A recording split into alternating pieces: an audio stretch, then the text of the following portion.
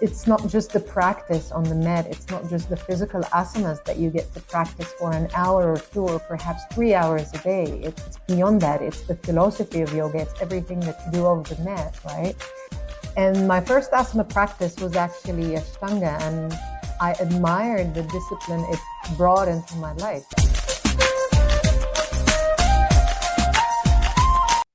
Vanakkam, Namaste, and hello everyone. Welcome to the 52nd episode of Inside the Minds of Great Yogis. In today's episode, we have a very special guest, Mariam Azmi.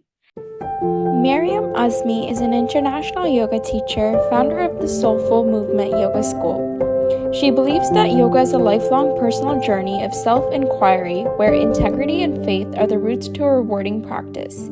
Do the work and all is coming.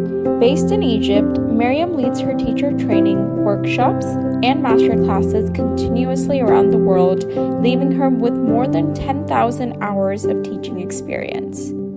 So let's give a big round of applause to Mariam Azmi. Thank you so much, Swati, for having me. I'm very excited to be with you guys on this podcast. Thank you so much for joining us, Mariam. It's a pleasure to have you. And how are you doing today? I'm very well, thank you. How are you? I'm doing pretty good. I'm very excited to record our podcast today. So thank you for joining me once again. And without further ado, we will begin. And the first question that I want to ask you is, how did your journey of yoga begin? It started about 12 or 14 years ago when I was still studying back in time in school. I had no idea what yoga is, to be honest, and there were no yoga studios back home in Egypt, but I was in the US studying, and I randomly went to a yoga class with my cousins who were obsessed about yoga. Like they would wake up at 4 a.m. and hit their yoga class and then go again back during their lunch break or something like such. And I remember that my first yoga class, I hated it. I kind of sucked at it, and I felt like, what are those freaks doing? Between doing crazy stuff like upside down stuff into holding meditative postures for 10 minutes, and it just felt so weird and so awkward. And I never went back again. And then 2 years after, I went through some rough time in my life. And I've read a lot. I had read a lot back then about meditation and Kundalini yoga. And it got me very curious. And as I mentioned, there were no yoga studios back home, nothing whatsoever. So I kind of started a random experimental practice by myself, just based on what I read and a little bit of research that I did as well. And I started a 40-day sadhana, or a 40-day committed practice, just a simple meditation, a 30-minute meditation in the morning. And I was quite surprised by how my entire life shifted throughout the entire 40 days. It felt like there was a new element of peace and groundness, and a major shift in the way I began to accept things without any urge to change them or to further analyze them or to question them, like the usual way one would think of doing, right? Yeah. And that was the pivotal point for me when I started to actually believe, oh, this seems like it works. So I got curious and I started reading more about yoga, and I started looking for something further, something beyond just meditation. And I read into the philosophy of yoga, and I discovered the asana practice. And my first asana practice was actually Ashtanga, and I admired the discipline it brought into my life.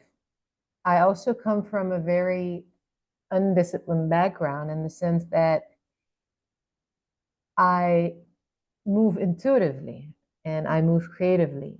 And most of the time, I find it very hard to commit to a certain routine or structure just the fact of doing the same exact thing over and over and over again. So that was also an experimental thing for me, a new element to add into my life. And it brought a lot of it brought a lot of discipline, which changed also the way I view things and the way I perceive things, the way I appreciate things. And after a year or so of practicing Ashtanga, I got curious more and more. And then I wanted to explore other lineages. And I just got caught by the beauty of the vinyasa style, the creative flowing. For me, it felt like a dance. Mhm. And this is where the name of my school came from, the Soulful Movement, because for me, it felt like it was a soul dance. The way the body moves in sync with the breath and how this all translates into a meditative practice. It no longer feels like you're doing any sort of effort. Um, this in itself became everything that I aspire to share with people. Well This is said. pretty much it in a nutshell. Yeah. Well said. Thank you for sharing how you started your journey with yoga, Mariam. So now I want to come into the next question. I believe you said that you have a yoga school. So I was wondering, what was the inspiration to start the Soulful Movement Yoga School? As I mentioned, I spent a couple of years, actually, I spent almost a decade experimenting with my body and experimenting with my personal experiences, how yoga transformed me and how yoga helped me go through life. I also explore different lineages of movement. And I came to a point where I felt like there is more for me to share than just teaching classes. I actually wanted to share with people the deeper essence of yoga, the philosophy of yoga. And I want to share with them the way it transformed me and how it can also transform them. It's not just the practice on the mat. It's not just the physical asanas that you get to practice for an hour or two or perhaps 3 hours a day. It's beyond that. It's the philosophy of yoga. It's everything that you do over the mat, right?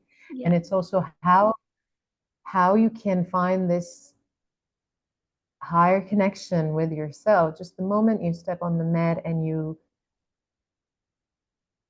practice truthfulness, kind of being naked, right? Yeah. And connecting to your body and to your breath. So yeah, that was what inspired me the most. I felt like there is more for me to share than just teach a 1 hour class. Yeah. I wanted to spread my passion and I wanted to spread my knowledge and experience as well. It was more from a place of sharing rather than a place of leading, if it makes sense. Yes, well said. So thank you for sharing how you started your the school and your inspiration behind it. Now I would like to come into the next question that I have for you. Now, stress and anxiety are very big topics, and a lot of people are especially dealing with it in the very busy world that we have today. So I was wondering, what importance does yoga play when it comes to dealing with stress and anxiety? Well, the simple practice of mindfulness teaches you how to ground yourself. The simple act of always coming back to your body and always coming back to your breath. This is the essence of yoga, right? Yeah. And what is anxiety? Anxiety is a lie, right? So anxiety is just obsessing over things that haven't happened yet. So a matter of fact, it does not really exist. Yes. It's just your mind tricking you into something that hasn't happened. It's all about the what if and the what if, the what if. When you start applying the simple principles of yoga, like mindfulness, meditation, just coming back to your breath, the resonance breathing, Just noticing how you feel in your body right now without asking any further question, without asking what if, just right now. You simply close your eyes, you start to breathe, and you start to tune in. How do I feel now? And this is all that matters. Instantly, you start to feel calmer and you begin to tap into your parasympathetic nervous system, the rest and digest part of your nervous system. You begin to calm down. And once you begin to apply this on daily basis or as frequently as you can, you start to realize that you have the upper hand. It's Yeah. not your anxiety, right? Yeah. Thank you for sharing that, Mariam, and the tips that you have in terms of dealing with stress and anxiety. Now I'd like to come into the next question that I have for you, which is, how essential is yoga in modern science? Well, I believe that nowadays it is very important to bridge yoga with modern science because the way we live our lives nowadays is not in any way similar to how the Saudis used to practice yoga like thousands of years or hundreds of years ago, right? Yes. And the kind of lifestyle that we lead now, having to, having a 9 to 5 job or staying on the laptop all the day or driving, etc., etc.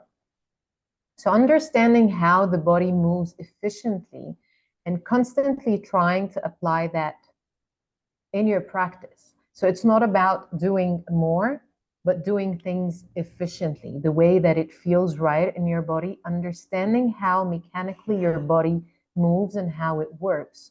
And how can you tune that using the different techniques of breathing or pranayama, in other words, so you create some sort of a sync between your breath and the movement. And and how you can also maneuver this to fit it in your life nowadays to make it more personal.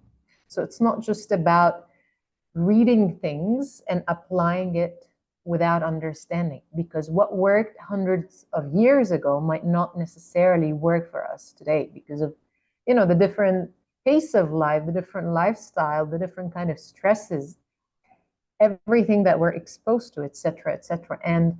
And this is the whole notion of yoga itself. Yoga is all about the union, the connection, finding connection within you between your mind, your body, and your soul. And this is quite personal and subjective. What applies to me does not necessarily apply to you, Right. right? So it's all about finding this inner wisdom or the bodily intelligence to find what really works in your body and for your body, what feels right and what doesn't. Yeah. Thank you for sharing that, Mariam. And now I have some rapid fire questions for you. And Okay. the first question that I would like to get into is, what do you enjoy most about practicing yoga? The free movement. I feel like I'm breaking free. I'm just like a butterfly without chains, without restrictions. I love that. Next question that I have for you is, what changes were you able to see after practicing yoga? I'm much more disciplined, I'm calmer, I'm definitely much more grounded. There is a constant sense of peace within me. And definitely my anxiety levels are much, much lower than they used to be. Awesome. Thank you for sharing that, Mariam. And the final question that I would like to get into is, if there's one word that you would use to describe yoga, what would you choose and why? Freedom. As I mentioned, the moment that I step on my mat, it feels like I'm breaking free from all restrictions, all expectations, all conditionings. It's just my time, right? Mhm. And I start to connect to my body. And I start to connect to my breath. The breath feels like it's the rhythm or the music that my body follows. And it instantly starts to feel like a meditative practice. And the more that I get to practice it, the more I begin to tune in with myself, the more I begin to shed layers and layers and layers. There is no room for running away. And there is no room to mask anything either. Like if I'm Yeah. feeling good or if I'm feeling bad, if it's a good or a bad day, or if something feels right or something feels wrong. And I always like to think that, it's just like an onion. The more you start peeling the layers, the more you begin to shed tears. And the tears are not necessarily a bad thing. They're just metaphorically the price you pay to get into that inner state, like the core or the heart of it, right? And the more time we spend getting to know ourselves on a physical level, the more we begin to shed more layers and get to know each other, get to know ourselves emotionally, get to understand what's happening within us. And the more we get to understand our mental patterns, and we begin to develop this very intimate relationship between our mind and our body, our emotions. It becomes such a beautiful and blissful experience that, honestly speaking, I cannot find anything else that has ever made me feel this way or even offered a similar experience. So it's definitely a freeing practice. And it's something that